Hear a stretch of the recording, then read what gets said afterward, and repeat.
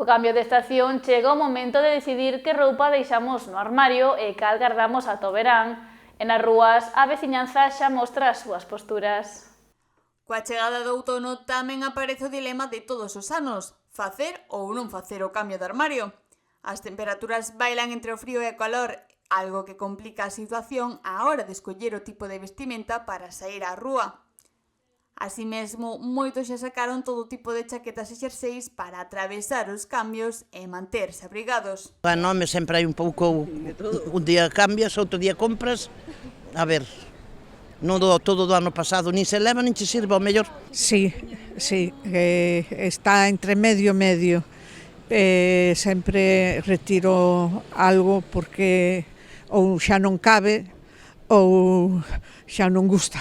Entonces hai que cambiar un pouquiño. Sempre fago 2 cambios no ano. As chaquetas, xerseis, chalecos e os pantalóns vaqueros son as prendas favoritas da veciñanza para facer fronte a esta tempada. Chaqueta e abrigo. Bueno, eu son de pantalón e jersei. Non vestido pouco, lo justo.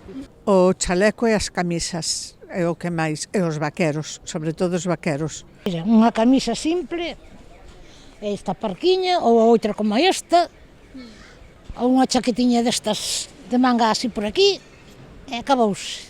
Pero, entre todo, tamén hai xente que non cambia moito a súa maneira de vestir. Pouco. Non sabe cambiar? Cambiar non cambia nada, a roupa máis grosa e listo, punto. Sigo co mismo, eu non cambio porque teño nunha parte unha roupa e na outra parte outra, o sea que non hai cambios. Con todo, a maioría da poboación prefire a estación estival ou a primaveral xa non só polas temperaturas, senón tamén pola roupa máis lixeira e cómoda. Non, prefiro o verano, claro. Roupa máis cómoda, máis ligera e... A primavera, que gústame máis. Non hai ese calor tan asfixiante como hai no verán. Entonces gústame moito máis a primavera sempre.